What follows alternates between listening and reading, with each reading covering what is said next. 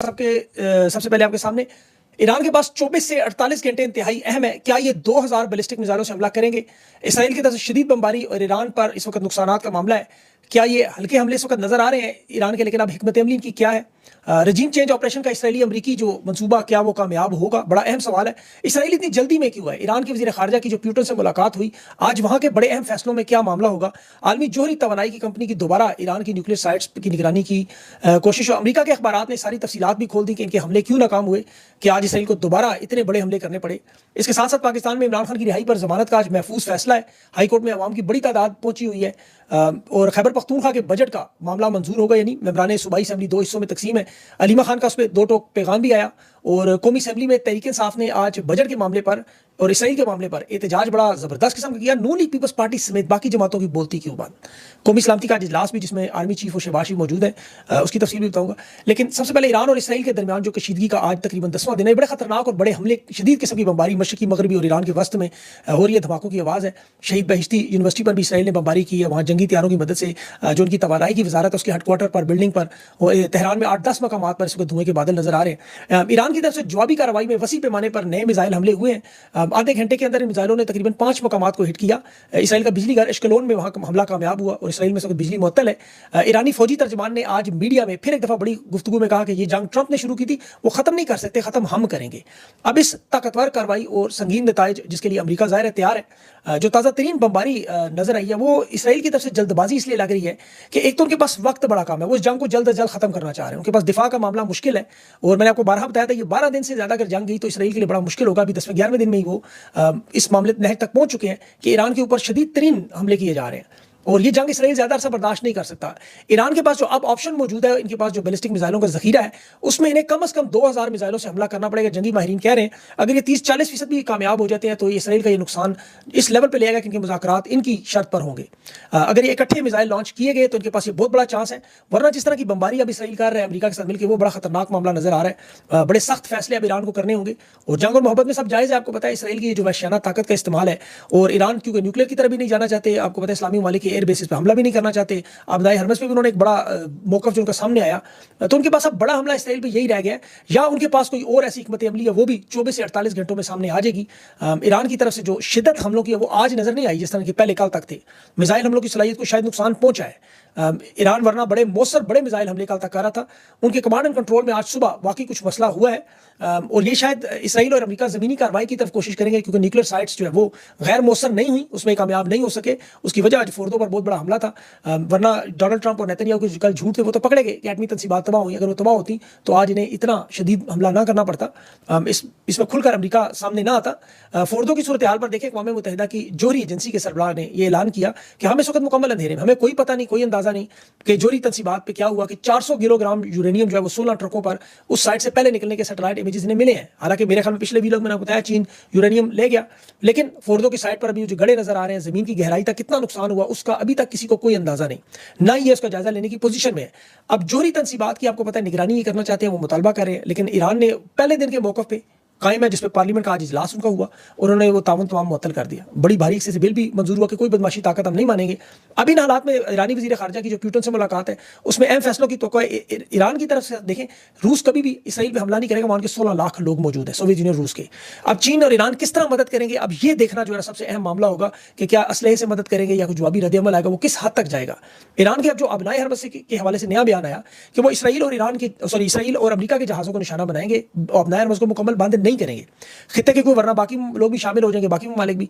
ये बिल्कुल उसी तरह से अरब ममालिक में बेसिस पे निशाना नहीं बनाते कि मुसलमान मुल्क हैं। और एटम बम भी देख लें, अब इनके पास बड़ा अच्छा चांस भी था ये, लेकिन ये कहते हैं मजहबी नजरिया है, इंसानियत के खिलाफ है, हराम है। अब ये नजरिए पर डटी हुई कौम है, नजरिए पर डट जाना कोई आसान काम नहीं है। आपको पता है जैसे पाकिस्तान हिंदुस्तान की आपको जंग हुई तो आपको पता है इन्होंने फौरन मीडिया के जरिए ऐलान किया कि हम एटम बम की जा रहे हैं, फौरन सीज फायर हुआ। ईरान को इस तरह का कोई ना कोई काम जरूर करना चाहिए। शुमाली कोरिया देख लें, उसकी तरफ कोई देखता भी नहीं। इसमें कोई दो राय नहीं कि ईरान के पास प्रॉक्सी वॉर लड़ने का बड़ा वसी तजर्बा है। ये जंग को बड़े लंबे अरसे तक खींच सकते हैं। उनके पास तजर्बा पुराना माजी का तरीका भी है। इसराइल अमेरिका को उलझा सकते हैं, जैसे फ़लस्तीन हमारे सामने है, यमन हमारे सामने है। अभी तक 40 किलोमीटर के इलाके पर फ़लस्तीन पर इसराइल का कब्जा नहीं हो सका। आज भी देखें उन्होंने जो इसराइल के जो फौजी जो है वो जख्मी हुए इसमें हमले में, या यमन के हौसियों को देख लें, वो भी इतने ताकतवर नहीं, लेकिन बहिरा अहमर में अमेरिका की और इसराइल की इंटरनेशनल तजारत में मामूलात पर नहीं आ सकती, शिपिंग कंपनियां नहीं जाती। तो अब नए हरमस पर भी अगर इन्होंने इस तरह जहाज़ों को निशाना बनाया, गोरीला जंग ली, तो ये बड़ा लंबा मामला होगा, क्योंकि ये कोई छोटा मुल्क नहीं है। इसमें अमेरिका और इसराइल के मफादात महफूज नहीं रह सकते, इसको तो सब जानते हैं। प्रॉक्सी जंग का ये बड़ा खिलाड़ी है, और जिस तरह 9 करोड़ का मुल्क है, आपको पता है इनकी एक बहुत बड़ी तारीख है, तो इतने बड़े मुल्क पर कब्जा करना इतना आसान काम नहीं, शहादतों से, बमबारियों से, लेकिन नुकसान है, माली नुकसान है। अब चूंकि उन पर जंग मुसल्लत है और उनके पास कोई हल भी नहीं, और इसमें जो सबसे बड़ी बात रजीम चेंज, जिसकी तरफ डोनाल्ड ट्रंप ने खुलकर नेतन्याहू के साथ ये इकरार किया और कहा कि हम रजीम चेंज करवाना चाहते हैं वहाँ। डोनाल्ड ट्रंप तो रजीम चेंज का ऑपरेशन का लफ्ज़ इस्तेमाल नहीं करना चाहता, बड़ी तकलीफ होती है इस लफ्ज़ से, ये मुनासिब नहीं है। लेकिन हमें ईरान में कहता है हुकूमत हर सूरत में बदलना है, और ऐसी हुकूमत लानी है जो हमारी बात माने, हमारी बात सुने। उसकी मिसाल पाकिस्तान है आपके सामने, मिस्र है, अरब दुनिया है, जिनसे जो चाहें करवा लें, उनके बाद नहीं वसाइल ले लें, उन्हें जंगों में इस्तेमाल करें, उनके साथ जो आपने डील करनी है वो आंखें बंद करके चलेंगे। वो एक खुद मुख्तार मुल्क के तौर पर, जिस तरह दुनिया में होता है, फैसले नहीं कर सकते, वरना वो अमेरिका कहेगा यहाँ तो जमहूरियत नहीं है, और जमहूरियत मिस्र में भी नहीं है, लेकिन उनकी मर्जी की है तो ठीक है। ईरान की हुकूमत और लोग खुशकिस्मत है कि निचले लेवल पर तो गद्दार है, लेकिन क़यादत में ऊपर इस लेवल पर लोग मुल्क के साथ वफादार है।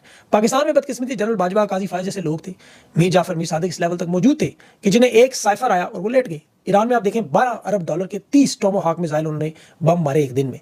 पाकिस्तान में $1 अरब में सारी की सारी पार्लियामेंट, डॉलर में क्या बल्कि रुपए में नहीं, डॉलर में शायद घोड़े गधों की तरह खरीद लेते, सब पार्लियामेंट बिकते हैं। ईरान में ऐसा नहीं हो सका, और इसी वजह से अब दुनिया तीसरी आलमी जंग तक जाने के लिए, लेकिन वो अपने घर में कब्जा नहीं करवा रहे, अपने घर से, अपनी मर्जी से अपने घर का सरबराह वो खुद मुंतखब करना चाहते हैं। ताकत के जरिए नहीं मानते वो हुकूमतें, आपको पता ताकतों से चलती भी नहीं। रजा शाह पहलवी की 2500 साल बादशाह 1989 में 14 दिनों में खत्म हुई थी, और अमेरिका का सबसे करीबी तहादी था, जलावतन होकर भागा। फिर जो रुल्ला खमीनी साहब थे वो ईरान वापस आए, और एक नया इनकलाब की जो लहर 1989 में शुरू हुई, 46 साल हो गए, पूरे मशरक़ वुस्ता आलमी सियासत का मंजरनामा बदल गया। तो मजहबी नजरिए ने इन तमाम आलमी ताकतों को, उस निज़ाम को हिला के रख दिया। आज भी ईरान की अवाम अपनी क़यादत के साथ तो खड़ी है। अगर अवाम साथ ना होती, तो जिस तरह 1951 में मोहम्मद मुसद्दिक की CIA और MI6 की रजीम चेंज ऑपरेशन से हुकूमत बदली, और वो बड़े आराम से बदल गए, ये आज भी कर लेते। लेकिन रजीम चेंज ऑपरेशन आसान नहीं है, क्योंकि उसकी आपको पता है वजूहात बहुत सारी हैं। ताकत से जब करना पड़े तो उसका फिर इंजाम क्या निकलता है, वो मुल्क डिस्टेबलाइज हो जाते हैं। जब वो डिस्टेबलाइज मुल्क हो, तो वो अपने इर्द गिर्द पड़ोसियों के लिए, दुनिया के खिते के लिए, अमन के लिए, हर चीज़ के लिए खतरा होते हैं।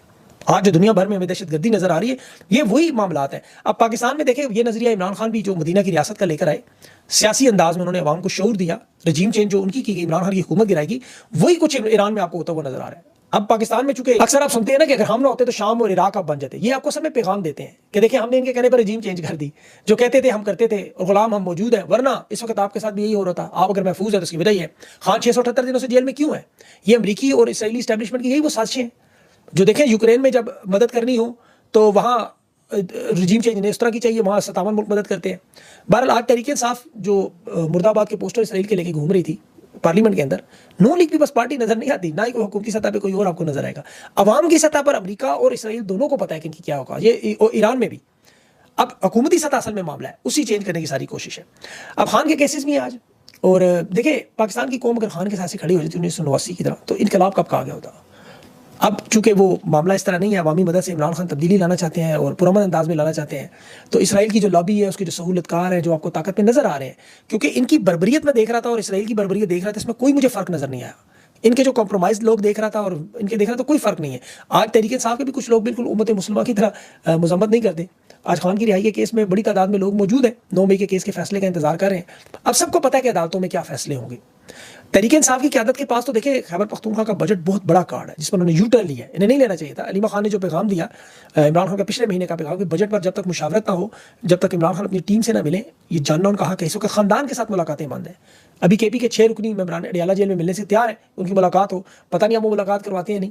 अब बजट की मंजूरी से पहले अलीमा खान तो कह रही है कि इनके सूबाई मेंबरान का जो रवैया बड़ा हौसला अफजा है, लेकिन मेरे ख्याल में सब लोगों को सोचना चाहिए, गंडापुर सिर्फ एक नहीं, सारी की सारी सूबाई असेंबली इस चीज़ की जिम्मेदार है खान के साथ जो कुछ हो रहा है। इन लोगों को स्टैंड लेना होगा। मुलाकातों में भी फैसल चौधरी को मैं देखता था, इमरान खान से मिलता तो बड़ी तनकीद थी कि जी कौन मिलने देता है, ये एस्टेब्लिशमेंट का टाउट है वगैरह वगैरह।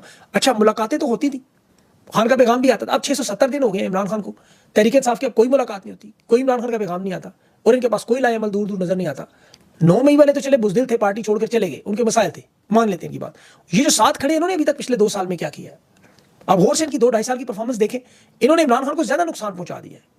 या तो ये सारे पार्लियामेंट छोड़ देते, ओहदे छोड़ देते, तो फिर इनकी तरफ उंगलियां ना उठती।